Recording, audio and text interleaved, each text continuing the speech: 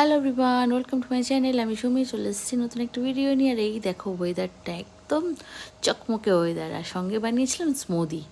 সবাই মিলে স্মুদি খেয়েছি। একটু কাজের চাপ ছিল, তো ঋষি সকাল সকাল স্নান টান করে একটু পুজো দিয়ে নিয়েছে।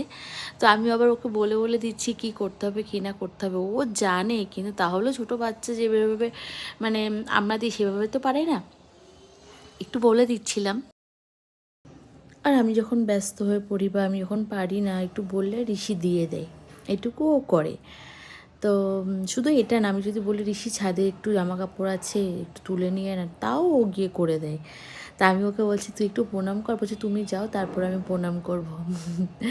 আর আমি এই যে দুপুরবেলায় ভাবছিলাম শুধু মাছের ঝোল করব, কিন্তু শুধু মাছের ঝোল কি আর হয়, ডাল প্রিয় মানুষ সবাই। তো পাশাপাশি একটু মাছের মুড়ো দিয়ে ডালও করেছি, একটু ভাজাও করেছি, তাতে ওদের লাঞ্চটা পরিপূর্ণ হলো। মানে ভাত, ডাল, ভাজা, মাছের তরকারি।